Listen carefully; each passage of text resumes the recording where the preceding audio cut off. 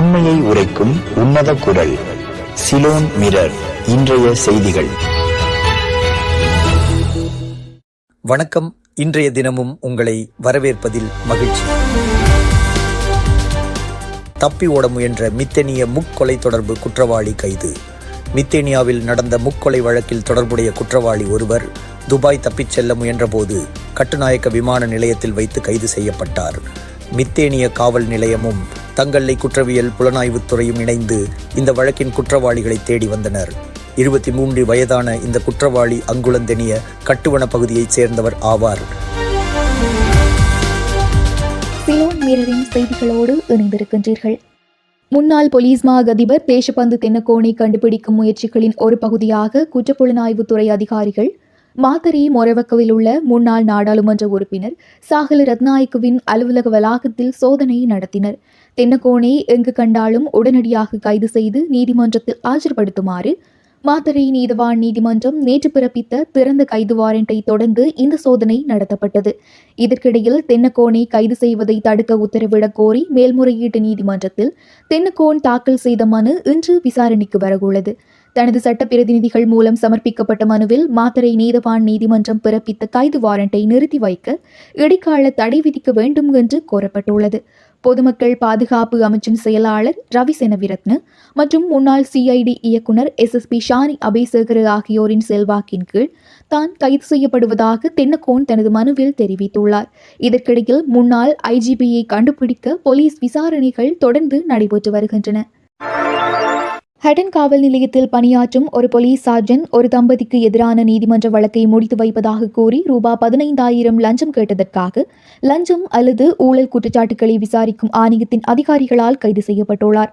அதன்படி அங்கொடை பகுதியைச் சேர்ந்த ஒருவரின் புகாரை தொடர்ந்து செவ்வாய்க்கிழமை காலை 11 மணியளவில் ஹட்டன் நீதவான் நீதிமன்ற வளாகத்தில் கைது செய்யப்பட்டார்.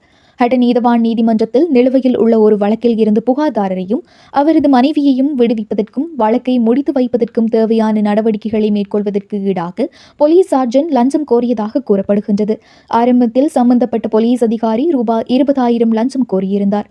ஆனால் பின்னர் அந்த தொகையை ரூபாய் 15,000 குறைத்திருந்தார். இந்த தொகையை லஞ்சமாக பெற்றபோது அவர் கைது செய்யப்பட்டார். சந்தேக நபர் பின்னர் ஹட்டன் நீதவான் நீதிமன்றத்தில் ஆஜர்படுத்தப்பட்டு மார்ச் 18ஆம் தேதி வரை விளக்கமறியலில் வைக்கப்பட்டுள்ளார். யாழ்ப்பாணம் தெள்ளிப்பளை மருத்துவமனையில் அனுமதிக்கப்பட்டிருந்த மனநலம் பாதிக்கப்பட்ட பெண்ணை மருத்துவமனை துப்புரவு பணியாளர் ஒருவர் நேற்று முன்தினம் 11ஆம் தேதி பலாத்காரம் செய்துள்ளார். சம்பவத்தின் போது பயத்தில் கூச்சலிட்ட பெண்ணின் அலறல் சத்தம் கேட்டு வந்த பிற மருத்துவமனை ஊழியர்கள் குற்றவாளியை பிடித்து தெள்ளிப்பளை போலீசில் ஒப்படைத்தனர். கிளிநொச்சியை சேர்ந்த 35 வயது பெண் ஒருவர் மனநல சிகிச்சைக்காக யாழ்ப்பாணம் தெள்ளிப்பளை மருத்துவமனையில் நீண்ட நாட்களாக சிகிச்சை பெற்று வருகின்றார். அன்று சில பரிசோதனைகளுக்காக மருத்துவமனை வார்டு எண் 3 அனுமதிக்கப்பட்டிருந்தார். அப்போது மருத்துவமனை துப்புரவு பணியாளர் ஒருவர் அவர் சிகிச்சை பெற்று வந்த கட்டிலேயே வலுக்கட்டாயமாக பலாத்காரம் செய்துள்ளார். மருத்துவமனை தடயவியல் மருத்துவ அதிகாரி அப்பெண்ணை பரிசோதித்து அளித்த அறிக்கையில் அப்பெண் 2 முறை பலாத்காரம் செய்யப்பட்டதாகவும் வலுக்கட்டாயமாக பலாத்காரம் செய்ததால் அவருக்கு காயங்கள் ஏற்பட்டுள்ளதாகவும் குறிப்பிடப்பட்டுள்ளது. அனுராதபுரம் போதனா மருத்துவமனை பெண் மருத்துவர் பாலியல் வன்கொடுமைக்கு ஆளாக்கப்பட்ட சம்பவத்தில் குற்றவாளியை போலீசார் கைது செய்துள்ளனர். மருத்துவமனை விடுதியில் அத்துமீறி நுழைந்து கத்தியை காட்டி மிரட்டி பாலியல் வன்கொடுமை செய்து மொபைல் போனை பறித்து சென்ற நபரை அனுராதபுரம் மற்றும் கல்நேவ போலீசார் மற்றும் சிறப்பு அதிரடிப்படை இணைந்து கைது செய்தனர். கைது செய்யப்பட்ட குற்றவாளி 34 வயதுடைய அல்லபார கல்நேவா பகுதியை சேர்ந்தவர். குற்றம் செய்ய பயன்படுத்திய கத்தி, குற்றவாளி அணிந்திருந்த ஆடைகள் மற்றும் பிற பொருட்கள் பறிமுதல் செய்யப்பட்டுள்ளன. திருடப்பட்ட மொபைல் போனை போலீசார் தொடர்ந்து தேடி வருகின்றனர். கைது செய்யப்பட்ட நபர் வேறு சில குற்றங்களிலும் ஈடுபட்டிருக்கலாம் என்ற சந்தேகம் எழுந்திருப்பதால் அவரை அனுராதபுரம் தலைமை போலீஸ் நிலையத்திற்கு மாற்ற போலீசார் திட்டமிட்டுள்ளனர். சம்பவத்தன்று பெண் மருத்துவர் தனது அறைக்கு சென்ற பிறகு யாரோ கதவை தட்டியுள்ளனர். கதவை திறங்கள், நான் இராணுவத்தில் இருந்து தப்பி வந்தவன், பயப்பட வேண்டாம், நான் எதுவும் செய்ய மாட்டேன் என்று அந்த நபர் கூறியுள்ளார். மருத்துவர் கதவை திறந்ததும் அந்த நபர் கத்தியை காட்டி மிரட்டி தனது சிவப்பு நிற சட்டையை கழற்றி மருத்துவரின் வாயை அடைத்து பாலியல் வன்கொடுமை செய்துள்ளார். பின்னர் மருத்துவரின் மொபைல் போனை பறித்து மிரட்டி கடவுச்சொல்லை பெற்று அவரது புகைப்படங்களையும் எடுத்துள்ளார். இந்த சம்பவம் குறித்து யாரிடமாவது கூறினால் புகைப்படங்களை வெளியிட்டு விடுவதாக மருத்துவரை மிரட்டியுள்ளார்.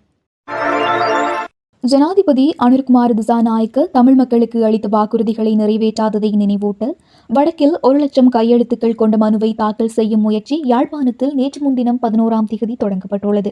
யாழ்ப்பாணம் பேருந்து நிலையம் அருகே கையெழுத்து பெறும் பணி துவங்கியது. முதல் நாளிலேயே 10,000க்கும் மேற்பட்ட கையெழுத்துக்கள் கிடைத்துள்ளன. அத்தியாவசிய மருந்துகள், பள்ளி உபகரணங்கள் மீதான வரிகளை நீக்குதல், பயங்கரவாத தடை சட்டத்தை ரத்து செய்தல், தமிழ் அரசியல் கைதிகளை விடுதலை செய்தல், வடக்கில் நில உரிமை கோரிக்கைகளை உறுதிப்படுத்துதல் உள்ளிட்ட பல்வேறு கோரிக்கைகளை வலியுறுத்தி இந்த மனு ஜனாதிபதி மற்றும் அரசுக்கு சமர்ப்பிக்கப்பட உள்ளது. ஸ்ரீலங்கன் ஏர்லைன்ஸ் விமானத்தில் பயணித்த ஸ்வீடன் நாட்டை சேர்ந்த பயணி விமான பணிப்பெண்ணுக்கு பாலியல் தொல்லை கொடுத்ததாக புகார் எழுந்துள்ளது. இது தொடர்பாக விமான நிலைய போலீசார் விசாரணை நடத்தி வருகின்றனர்.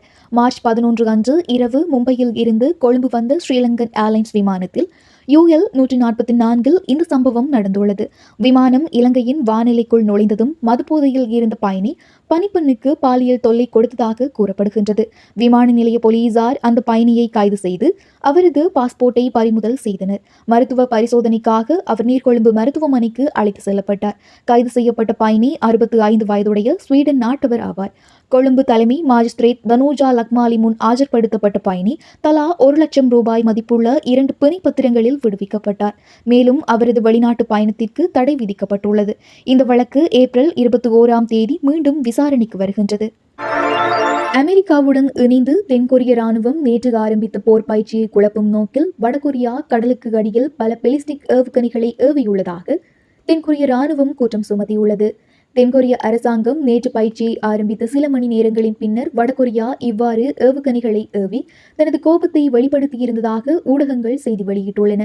தென்கொரிய மற்றும் அமெரிக்க வீரர்களின் வருடாந்த கூட்டு ராணுவ பயிற்சி நேற்று ஆரம்பமானது. 11 நாட்கள் நடைபெறும் இந்த பயிற்சியின் போது இரு நாடுகளின் படைகளும் தங்கள் அதிநவீன ஆயுதங்கள் மற்றும் போர் திறன்களை வெளிப்படுத்த உள்ளன. எனினும் இந்த ஏவுகணை தாக்குதலும் தமது ராணுவ பயிற்சி என வடகொரியா அறிவித்துள்ளதுடன் தென்கொரியாவின் குற்றச்சாட்டினை மறுத்துள்ளது. வடகொரியாவின் ஏவுகணைகள் குவாகி மாகாணத்தில் இருந்து ஏவப்பட்டன. வருடத்தில் 5வது முறையாக வடகொரியா இதுபோன்ற ஏவுகணைகளை கடற்பகுதிக்குள் ஏவியுள்ளதாக தென்கொரியாவின் கூட்டு ராணுவ தலைவர் தெரிவித்தார். தென்கொரியா அமெரிக்கா ராணுவ கூட்டு பயிற்சியை எதிர்த்து தென்கொரிய பாதுகாப்பு அமைச்சகத்திற்கு வெளியே போராட்டம் ஒன்று முன்னெடுக்கப்பட்டு வருகின்றது. இந்த பயிற்சி தென்கொரியாவில் மேலும் பதற்றத்தை அதிகரிக்கும் என்பதால் அதை நிறுத்துமாறு போராட்டக்காரர்கள் வலியுறுத்துகின்றனர்.